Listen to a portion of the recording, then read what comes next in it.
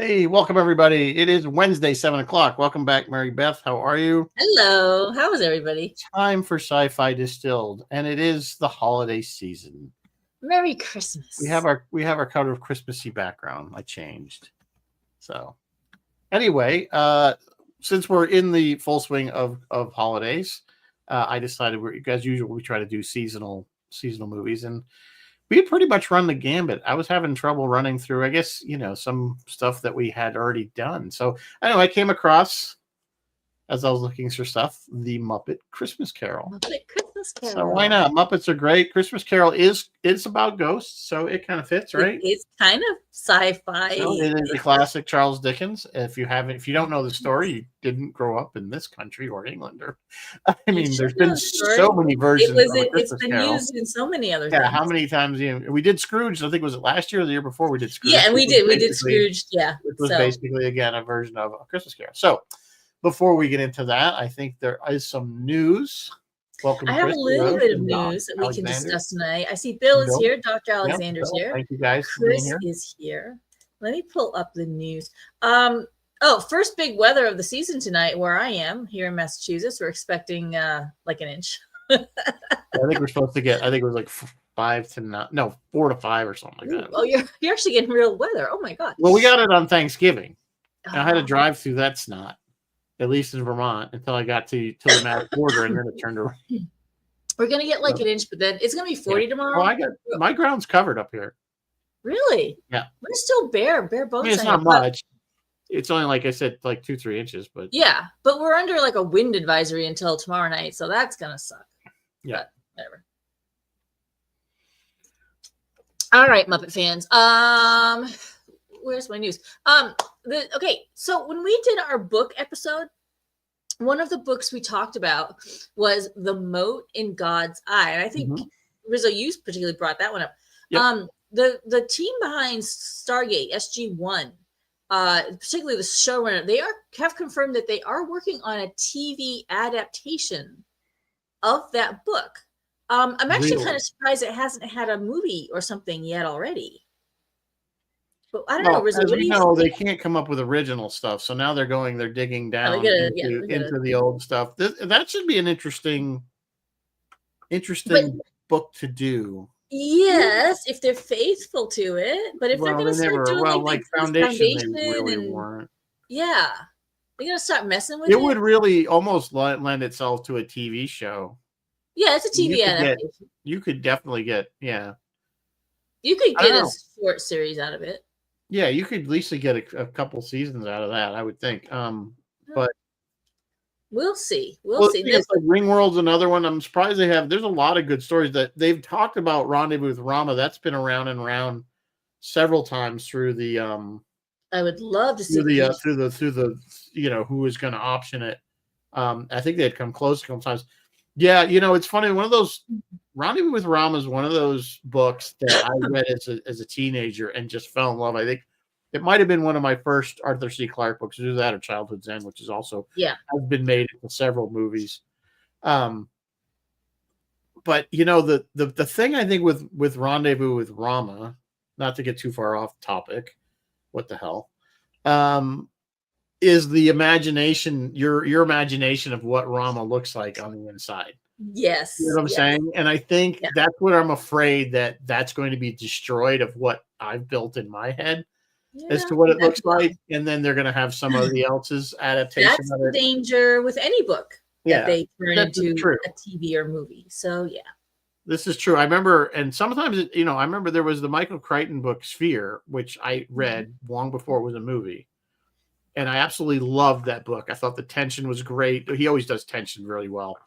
And I even said when I finished reading, I'm like, this would make such an awesome movie. It would make such an awesome movie. And then they made the movie, and You're like, oh, it stunk. Yeah, and I still think it wasn't so much the story. It was the production of it just didn't work for some reason. I thought, what's his name as the lead character was a bad choice. It was what's his name there, the Rain Man, Dustin Hoffman. Yeah. And I thought, no, that was stuck in there. I think they threw people at that movie of big names because it had like Samuel Jackson and had Dustin Hoffman, and then I can't think of what's her name.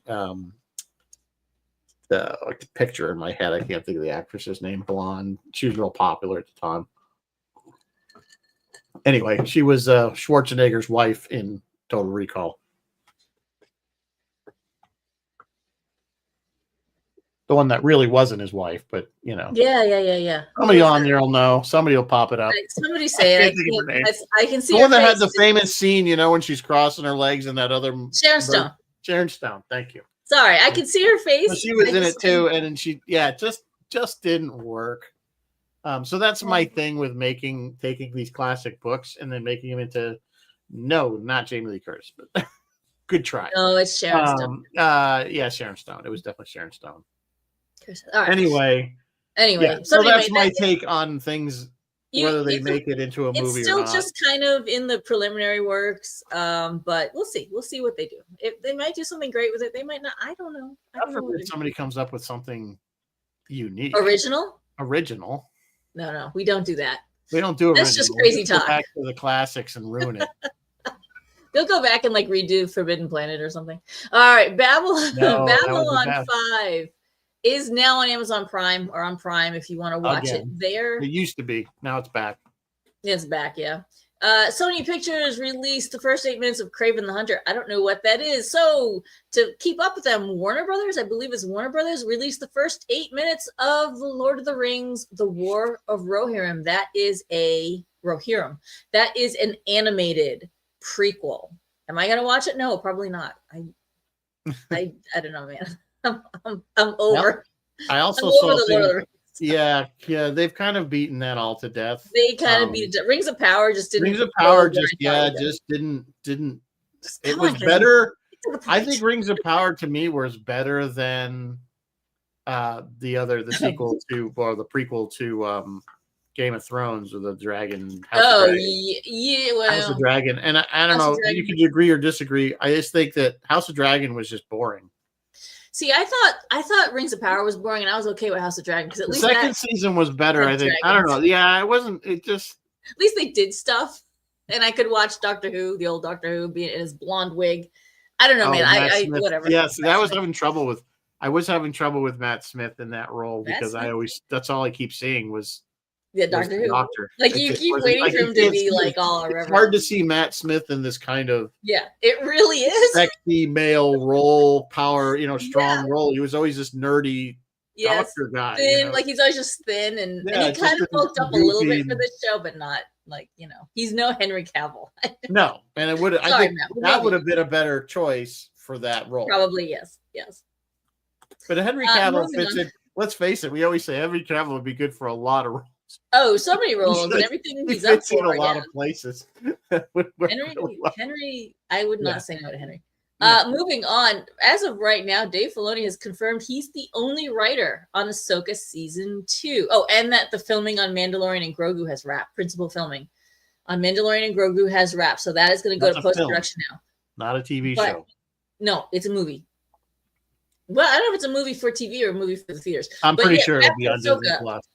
Yeah, Ahsoka season 2 is just Dave, all Dave. Now, I guess he may still pull in some other people to punch it up right before they start filming. But if you want to see the purest, if you're thinking Dave Filoni's going to save Star Wars and you want to see the pure line of thought coming from him, watch Ahsoka season 2. That'll do it. We shall see. We shall see. Of course, that's not coming out for. Oh God, 26, I think, he's or something. Still writing.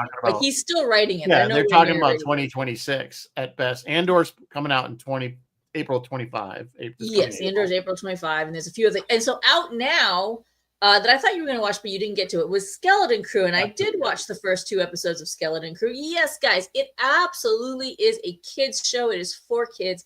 It strongly evokes such shows as Goonies, Peter Pan, Treasure Island, Treasure Planet. For those of you who remember that is an animated sci-fi version of Treasure Island.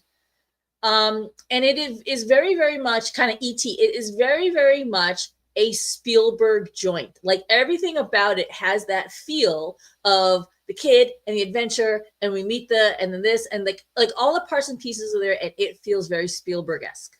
Yeah, I've heard from reviewers that it has a lot of like nostalgic for people of our age, that a lot of things that are hitting, that we recognize from either Star Wars or and musical cues. They pulled musical cues, not just from Star Wars, but I'm pretty sure they pulled a Goonies musical cue.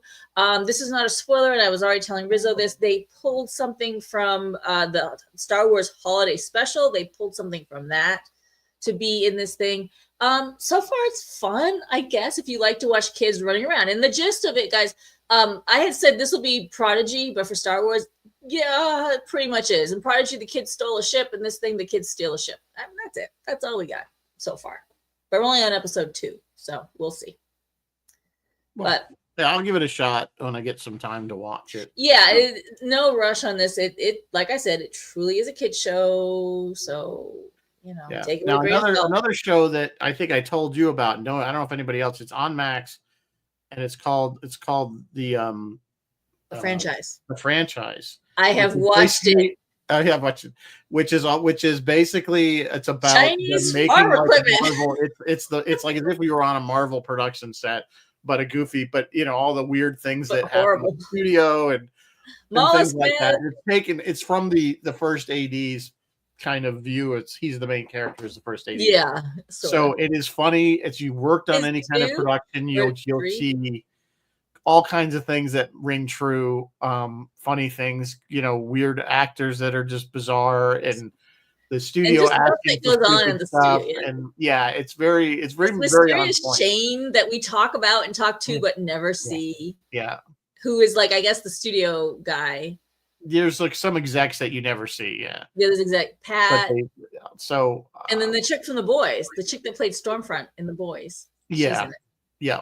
So yes, I've watched the franchise. It's dry. It's funny, but it's very dry. Yeah. But again, if you've ever worked on any kind of production or just familiar, you'll laugh.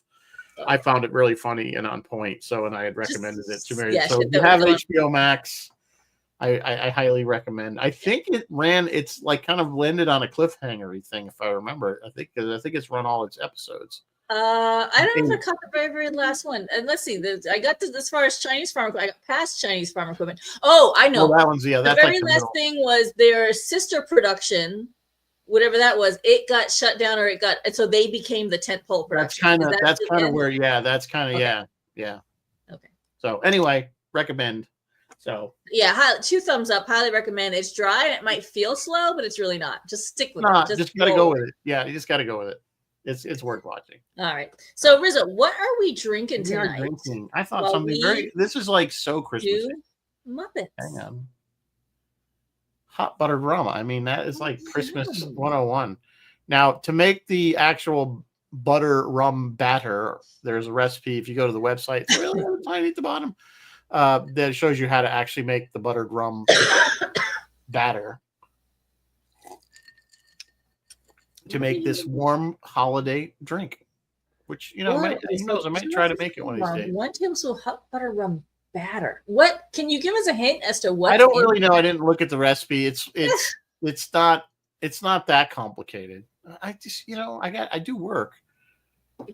No, there is no nutmeg. Freshly grated. I can't read this. Cinnamon stick. Cinnamon stick. Freshly grated. Yeah, the garnish is nutmeg, freshly grated. Some rum chata and call it a day. You could do that. I mean,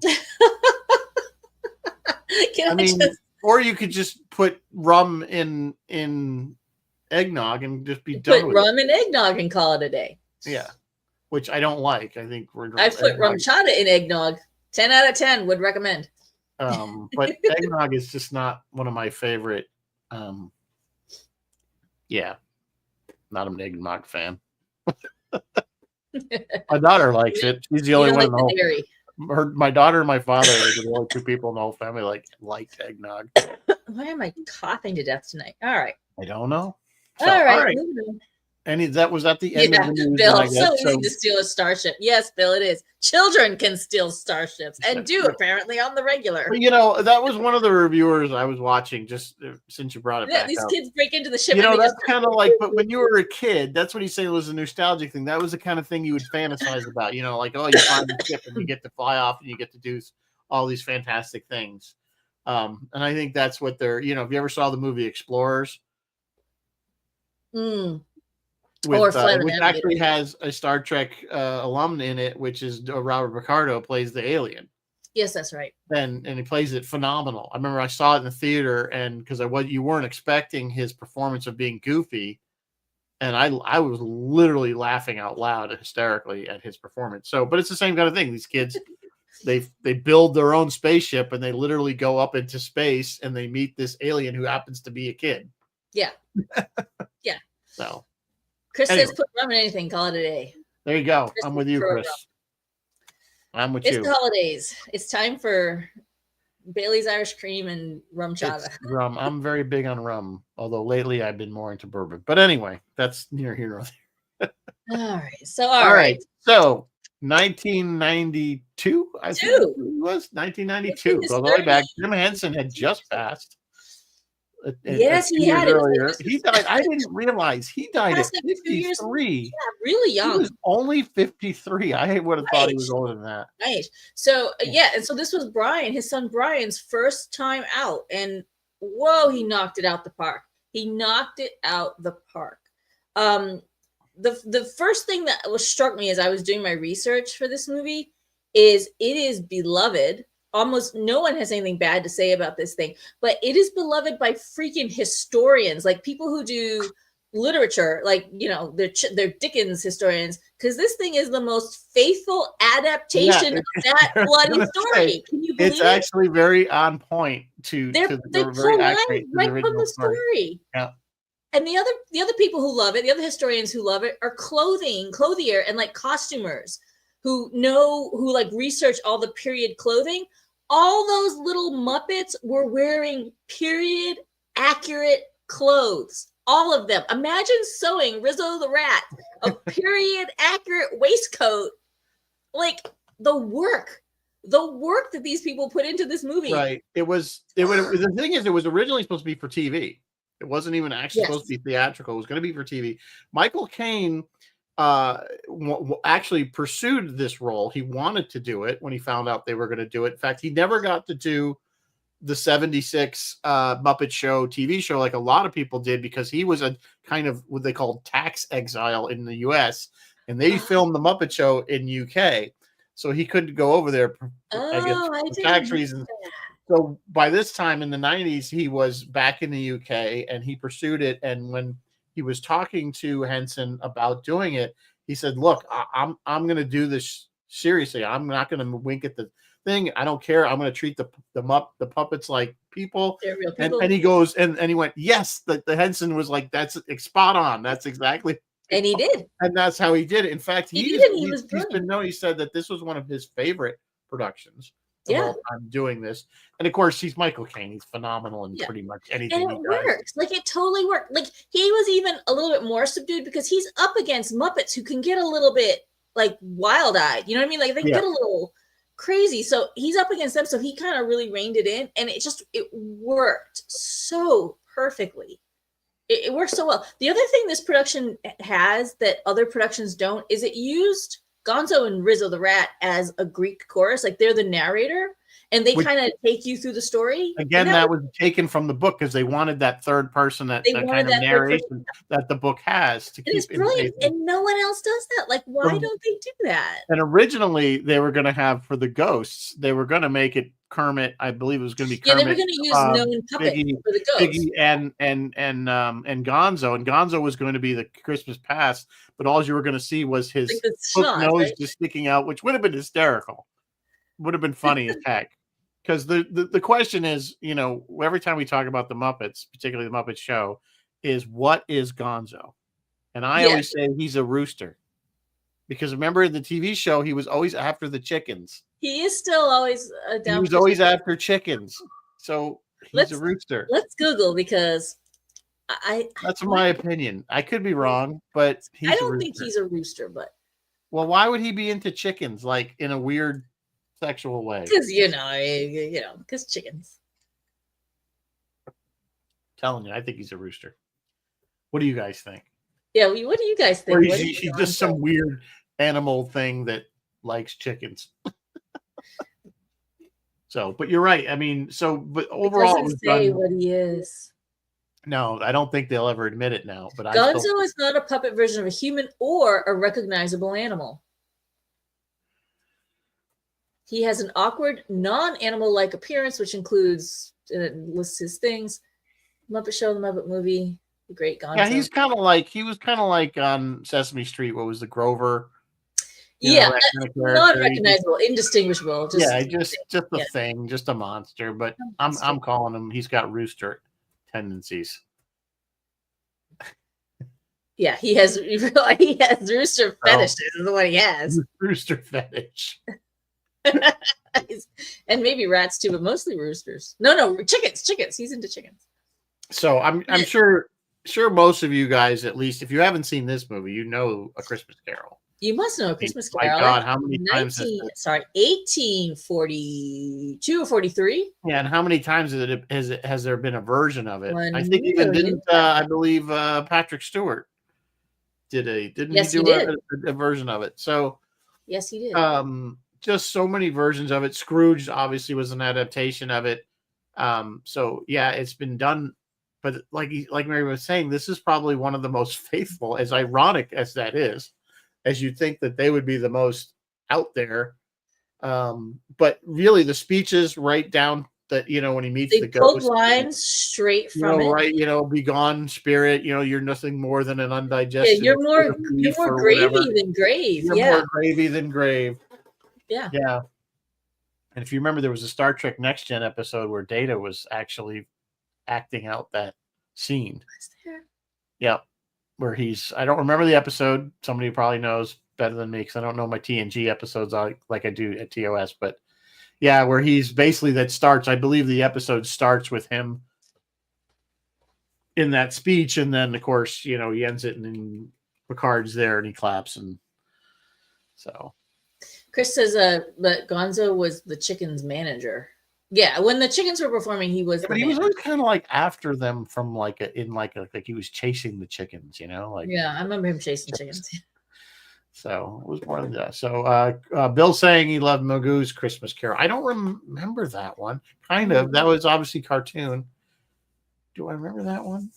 Kind of. I thought Tiny Tim had a bigger role.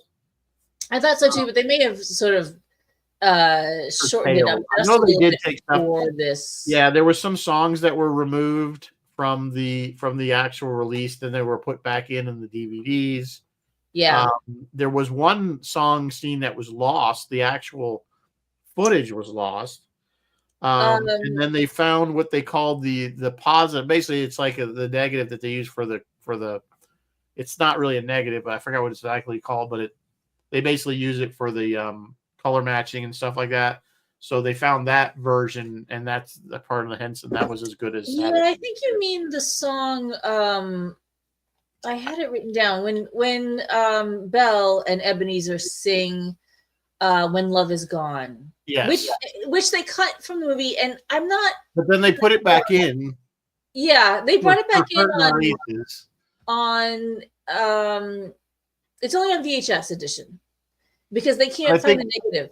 So in 22, 2022, Disney re-released this on Disney Plus, and they put that version back in, which makes sense because it kind of needs to be there because it gives you insight into Scrooge's character. Like it kind of need you like that's the crutch. She broke up with him and he got miserable after that. That's the crutch of the story right there.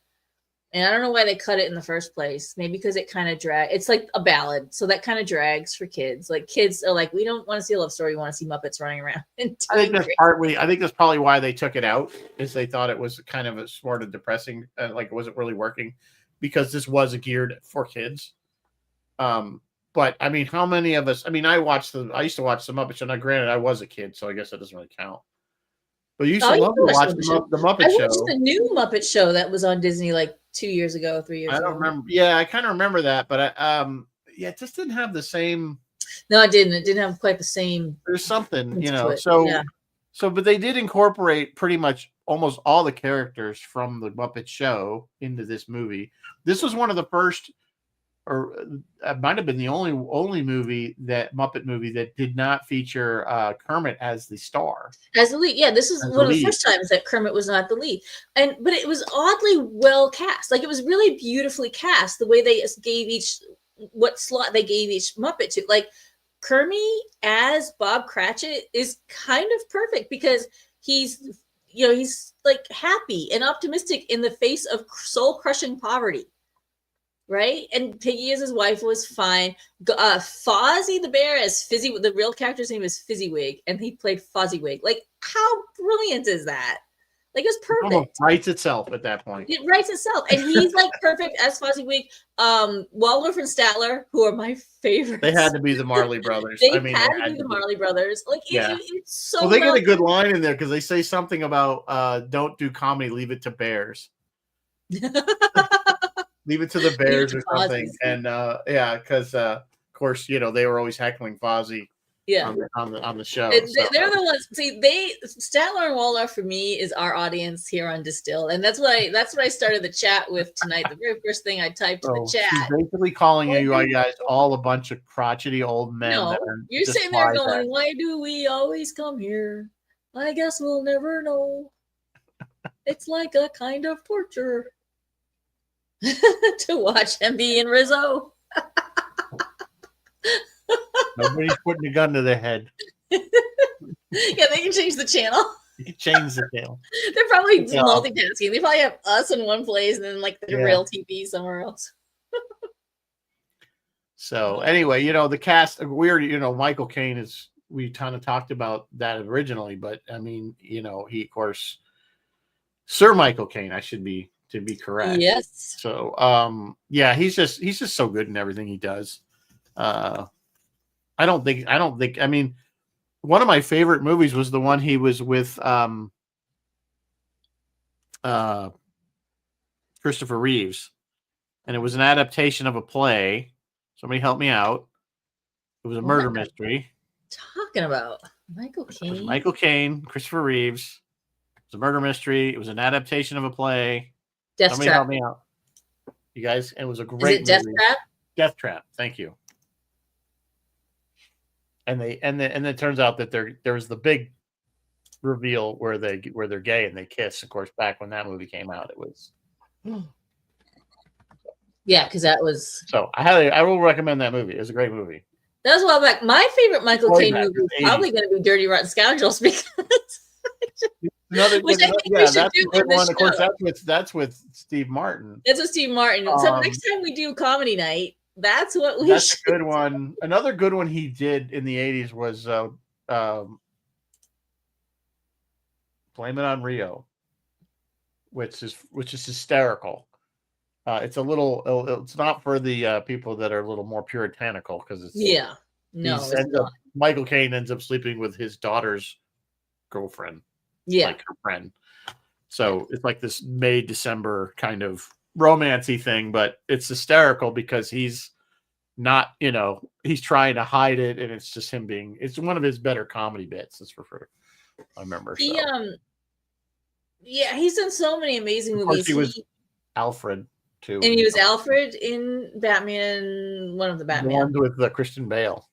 Yeah. But I loved him. Like, he would have these little cameos, like in, not cameo, but like little parts. And like, he was in Miss Congeniality. He's Yeah, telling Sandra Bullock, be the crown, feel the crown, be the yeah. crown. The thing with Michael Caine is he can go back and forth between comedy, Oh, serious drama, heavy drama. where he's hysterical, and very serious, like this, where he's a very serious actor. Yeah. So, it's just why I say everything. I can't think of anything he's been in that I said, "Wow, that was bad." I mean, I'm sure No, everything, like his so credits. yeah. The rest of the cast is pretty much the puppeteers and voice people. Yeah, but this was like Steve Whitmire's debut as Kermit. Rizzo, yay. Jim had died. Yeah, and of course Frank Oz, which is of course the one. Frank Oz, steady on always. Yeah. Thank God he's there. He's amazing as a bunch of them. He is Kermit, Yoda. Fozzie, a bunch of them. Yeah, no, not Kermit. Sorry, Piggy, Fozzie, whoever else. Yeah, he does Piggy, he does Fozzie, he does Sam the Eagle. He does Animal. I think he does Sam the Eagle. I think he does Animal. Animal, of course, is one of my favorite characters. Yeah. I mean, just period. Just he's always the. I like the whole band, like Janice, like all. What's his doctor? Was it Doctor? Yeah, Doctor. What's his name? What the heck is his Doctor something? Anyway, but yeah, Steve Whitmire, again, it was his debut. He did Kermit, he did Rizzo the Rat, he did Beaker, so he's the one going me, and Bean Bunny and Lips and whoever else we had in this particular production. Yeah, Belinda Cratchit, which you couldn't tell the difference between Belinda and the other Cratchit girl. No, the Progs. Well, the funny thing is with the Cratchits, all the boys were frogs and all the girls were pigs. Yeah, I noticed that. There was no weird pig. There was no weird crossover. Yeah. There was no weird frog pig hybrid thing. So one of the interesting one when they did the Ghost of Christmas Past, that was actually very interesting the way they did that. Yeah, because what it was a special I thought she puppet. Was a dark crystal puppet.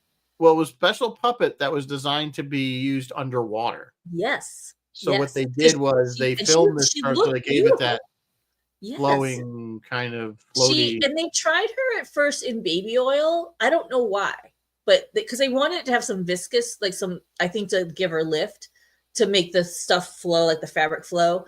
But for a reason that wasn't working for them, they couldn't film it, so they put her in water. It did work. It looked beautiful, but the water did damage her over time, so they had to get the shots they needed, and then she was done. Like, she was gone. So the Ghost of Christmas Past is no more. I imagine they must have had more than one, though. I would think so too. Usually, on a movie set, there's not one of any prop. Yeah, I would think so wardrobe, too. They'll have 15 versions of the wardrobe because you never know what somebody spills. You're gonna rip it or tear it or something. Yeah. But yeah, it worked. Like, it worked beautiful. And that's the other thing. This is 1992. There was a little bit of green screen, but for the most part, it was in camera on set effects, and they worked beautifully. They still work really good. And a really good example, and if you look for it, you can see it.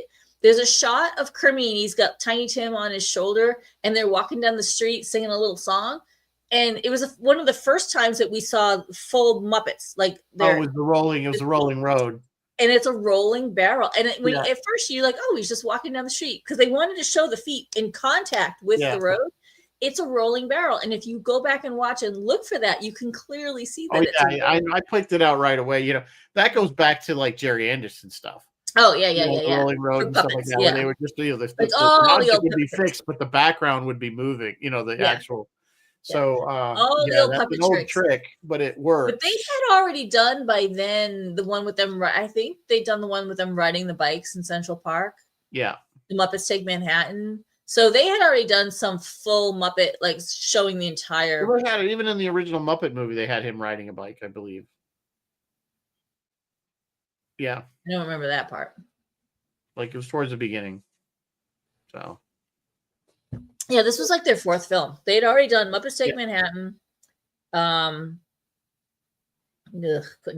just had it in my head. The Muppet movie. The Muppet movie. Oh, the Great Muppet Caper and the Muppets Take Manhattan. So this was their fourth movie. So, yeah, so it was done. Like I said, we agree that everything was done. The costuming was amazing. The sets The were costume was cool. amazing. You know what? I'm going to give credit to the music too, because normally I'm a little like, I don't want to sit through a musical. Like, I don't know why, but music kind of bores me. This was okay.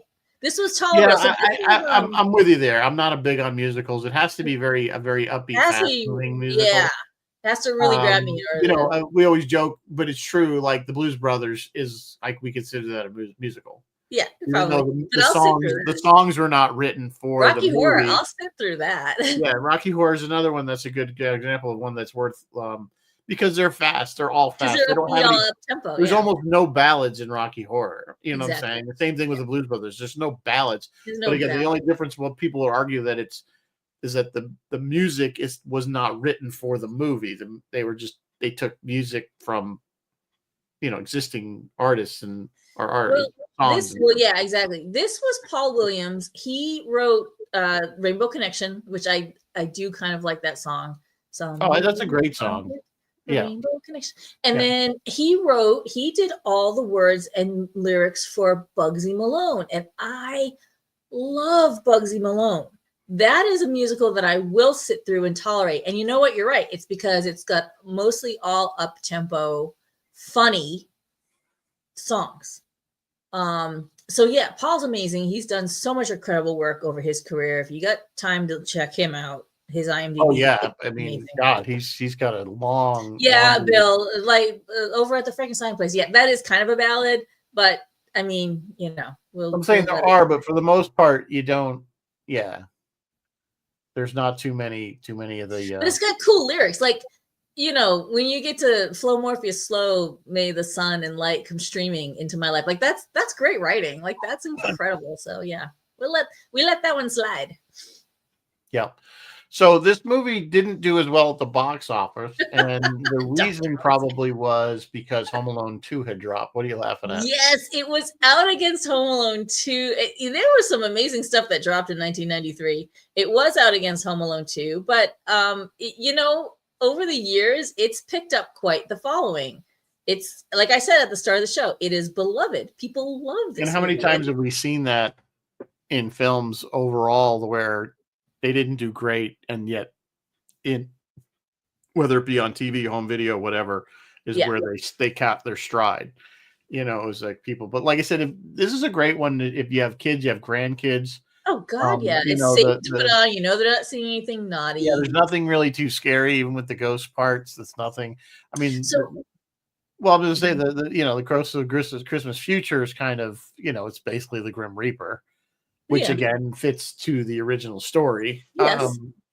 But other than that, it's not. They're in the graveyard and they kind of see his grave, and that's kind of dark. It's kind of dark, but that's a fact of life. Death comes. Right. We all think, and that was the thing, is that they were all happy that he was dead. That was the turning point. He's like, please, I don't. He doesn't want people to be happy that he's dead. The other thing is the lessons of this story are so 1000% applicable to this day. To this day, all these years. Some people haven't learned them. Crystal Rose, The Little Shop of Horrors. That's another good musical. That is, I will give you that one, Chris. They were considering George Carlin to play Scrooge. I'm kind of glad they didn't go with him. Michael was infinitely better. They also considered David Warner. We know David Warner quite well. He's been in a bunch of stuff, but he is, There Are Four Lights, Cardassian. He's that one, whose name I can't think of. But he's amazing. He's done a lot of like heavy drama. So he might have been okay too. He might have been okay, but I don't think anybody would have been better than Michael Caine in this. He's just, like I said, he's British for one thing, so he's got the accent already down. And you could tell he was taking this very serious. Yes, he did. It was not joking around. There was no goofing. As well, he should have. I mean, hitting them on the head or anything like that, like that they're Muppets. And when the Muppets have tackled a couple of every now and again they tackle kind of a classic novel, and of them I like this better. I certainly like this better than Muppet Treasure Island. Agreed. Muppet Treasure Island, and I love Tim Curry. I love me some Tim Curry, but I feel like it dragged in spots. Now that Um, was that really wasn't a musical either, if I no, remember. no. What? Did they do any singing? They might have done a couple songs in that thing. I don't remember. I don't think. Yeah, I don't think it was a musical. But it just. Yeah, it was. I feel like it was just a little too long. It kind of kept going. Yeah. Now, what was the other piece of information I had for you guys?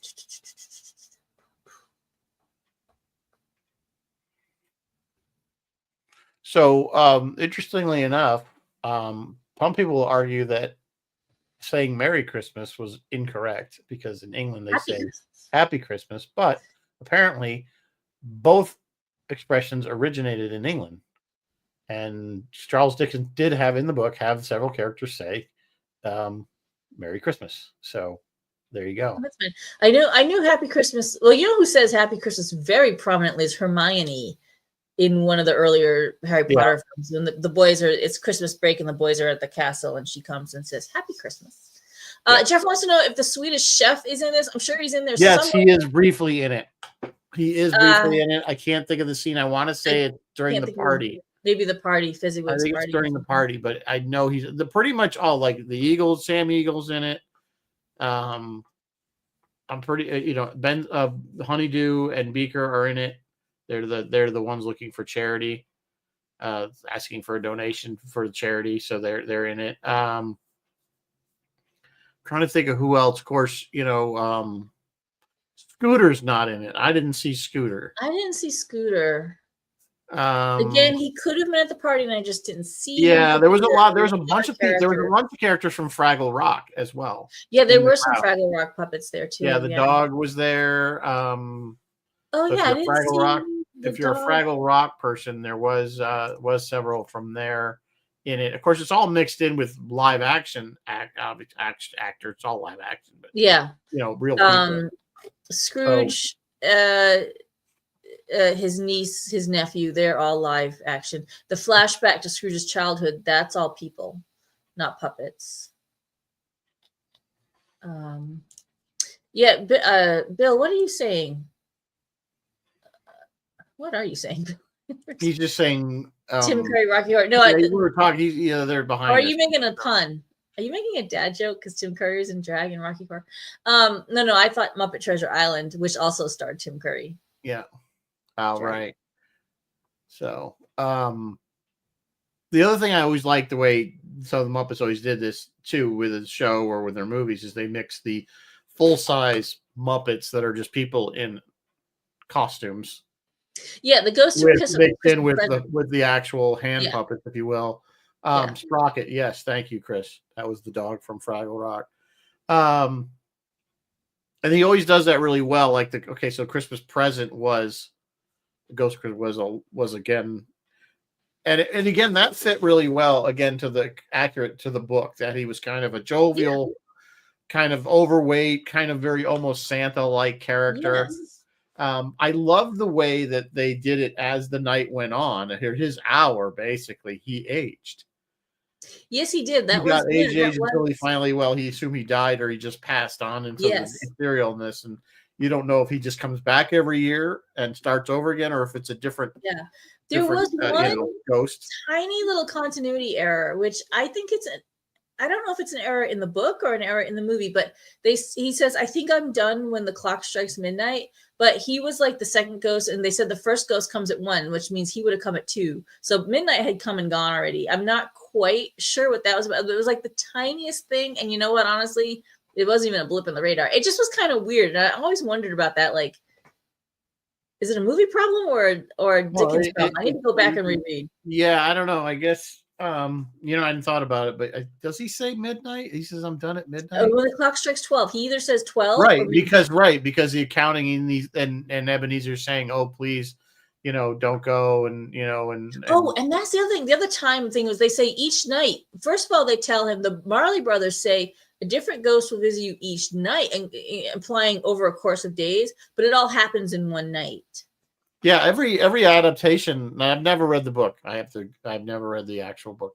Every adaptation, though, it all happens Christmas Eve. Happens all in one night. It has to happen. It's all Christmas Eve, and then he wakes up and you boy, what day is it? Yeah, what day is it? It's Christmas Eve. Run down, fetch me that turkey. That big goose. Was it turkey? Yeah, it was a turkey, I guess. Goose, turkey, It whatever. was a turkey. Which So which always kind of, you know, what flagged me on that was what shop is open on Christmas Day. Yeah. That you I can know, go and especially since Bob Cratchit made such a fuss about getting the day about off getting a day off, right? for Christmas Day. Little So stupid this- factoid does all the accountant rats Yeah. were left-handed, and I don't know why they even pointed that out, but apparently they're all Oh, that's left-handed. awesome. I don't know why that was a thing. I enjoy some left-handed rats. That's okay. So this enjoy thing had some a budget. left-handed rat. This thing had a budget of 12 million. It raked in 27 million. That is a success by Hollywood standards, and kept the Muppets, you know, kept them current, kept them moving, current, kept them going. Yeah, they're still coming out. Well, I don't know what the most current movie is. They're still doing stuff. I don't know either. They just did, like I said, they did that TV show, and I don't know what else they have in the works. I could ask Kirk Thatcher. He might know. Why would Kurt Thatcher know? Because he's the Muppet guy. Like he actually wrote Muppet Treasure Island. Oh, really? Yeah, and performed it. So if he watches, he directs Muppets, and you were dissing his work. No, when was I dissing his work? You said you didn't like. You like. I didn't. But I dissed Darren's work. Darren's like, "Hey, we're gonna do the 10 by 10 on Truckspurts again this year." And I was like, "No, don't do that. Just do 5 by 5." What was the He's like, "No, we're doing 10 by 10." I'm like, "All right." What was, I don't know, what was 10 by 10? At the holidays, they do 10 podcasts with a list of 10 items, and there's these long honking. Some of them are like 4-hour podcasts. Like they channel their inner Roy for these podcasts. But what I don't know what you mean. 10 what? Last year they did 10 villains, 10 book adaptations, 10. I don't remember what all 10 of them were. 10 theme something music. I know they did. One of the first ones they did this year was sevens in Star Trek. So all things that were 7. 10 times 7 appeared. Because it was their 7th season. Oh, last year they did toys, 10 favorite toys over the years. The children, you know. It's just a list of 10, and then they pick a topic. And they're doing it again this year. I am wearing my Truckspurts hoodie today. Ingloriously, of course. I was well, we're off topic. I don't want to talk about their show on our show, but I kind of said to Darren, can you get rid of the open on the podcast that goes like for a minute and a half? Yeah.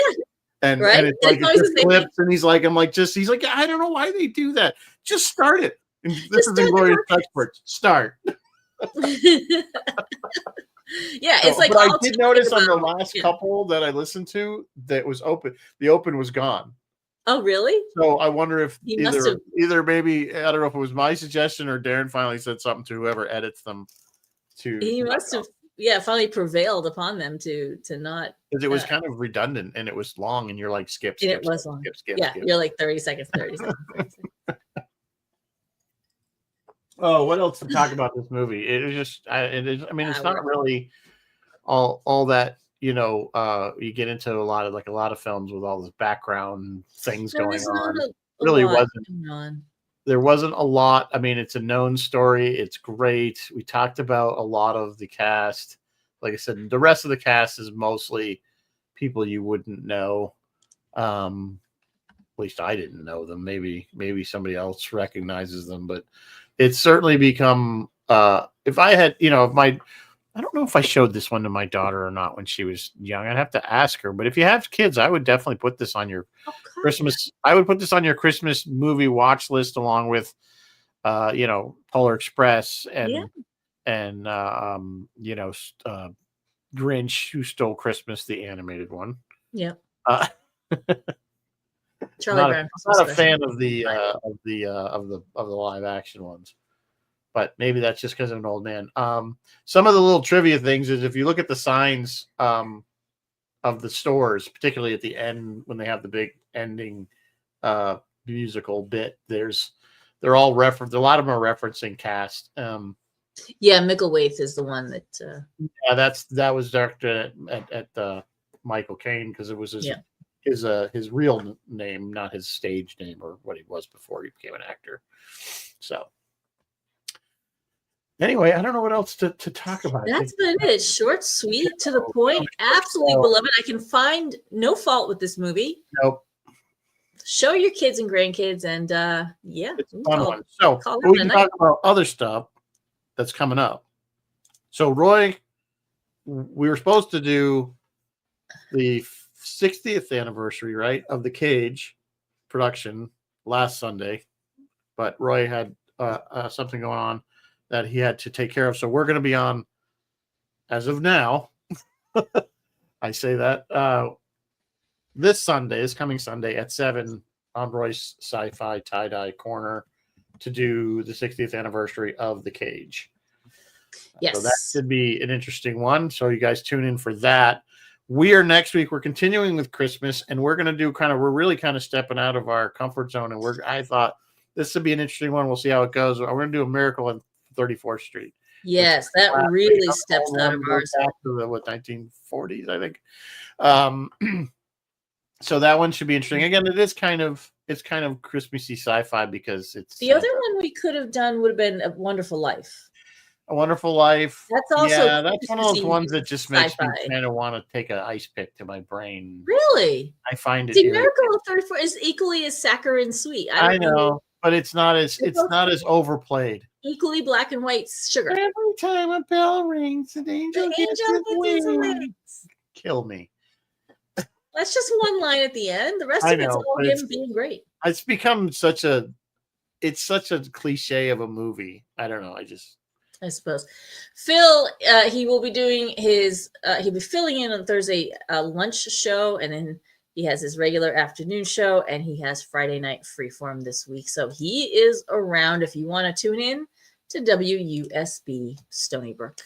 So yeah, we will do Miracle on 34th Street. But then the week after that, we're going to completely deviate. We're going to go completely off of Christmas because it is the 50th anniversary of the Band with the Gold Gun. Yes. James Bond. So we're going to do that one. We're going to do that one because that was kind of Roger Moore's second debut, or sort of the second time as James Bond. And I thought, hey, you know what? Let's do some anniversary shows, and that one popped up. So it should be interesting. Maybe somebody, Roy or somebody, will want to do it because he likes James Bond. He likes James Bond, yeah. But that one has Christopher Count Dooku there. Oh, really? Christopher Lee. Christopher Lee, thank you. Oh, fabulous. So he's the villain. And Saruman. He's the man with the golden gun.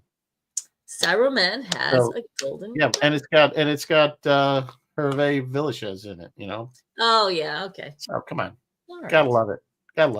And then that's we're doing that. And then yes. Here's the other thing. Yeah. So here's the other thing. We're trying to come up with a way to do this. So we haven't quite figured it out. We're gonna try to do sort of our version of Mystery Science Theater 2000, 3000 on New Year's Day. Party.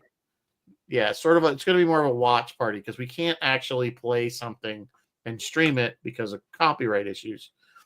So we're gonna stream like we are now, but the two of us will be watching something and commenting on it while it's playing, and then you all will tell you like we're going to start like now, start out players or whatever, 2, 1, so that you can watch along with us if you choose to, and comment in the chat, of course, and we'll kind of do that. So if that's something you think you guys would be interested in, I don't want to do anything like a really long movie, so either like an episode of like Star Trek or something like that, or maybe a really bad old sci-fi movie like This Island Earth or something equally bad like Them, or pick a bad sci-fi movie from the 50s that we can pick on and try to have some good commentary.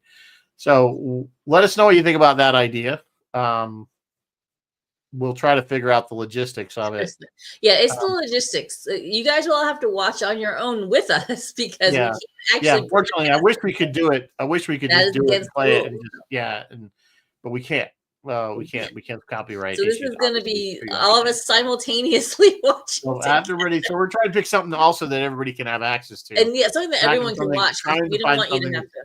Not behind a paywall, or at least exactly. You might have the DVD. So it's like I'm pretty sure most of you probably all have a Star Trek DVD or something somewhere, or Paramount Plus or something you can watch on if we choose to do that. anyway, we're taking suggestions. So if you want to post up what you think you would like us to do, And please. this would be New Year's Eve, I believe. No, New Or Year's is it Day. connected to New Year's Day. No, it's the Wednesday. New Year's Eve is a Tuesday. So this would be New Year's Day night. New Year's Day night. So you've had all day to recover from your hangover. Yes. We are taking the 25th off. We're not on the 25th. We are not on Christmas Day. That is yes. Will be on we're not going to do that. So I won't even be around. I'm going to be in Cape Cod. So you'll be kind of passing by my neck of the woods. Yeah, Maybe you go by. I'll be at my sister's in Cape Cod. So I will not be able to. And I don't think anybody really wants to watch us on Christmas. I mean, no one wants to you watch should be with your family, not us. Be with your kids. So Bill said he's going to do some research. All right. Oh, good. So there's plenty out there, Bill. Just find, we got to find something that's kind of either maybe on YouTube that, yeah, something that everyone can easily find. Free. That would be perfect. So, all right. Well, it's almost the end of the hour. We'll wrap it up now. Yeah, until next week, we will do Yes, and it is the original version of Miracle on 34th Street, not the remake. Yep. So we will see you guys next week. Until then, I hope you're getting all your shopping done. I'm doing it with my mouse. I am too. I'm not really going to go out this year. The postman, UPS, and FedEx hate me this time of year because it's just packages coming one after the other. Anyway, on that note, we will say good night. Live long and prosper, and may the force be with you always. Good night, folks.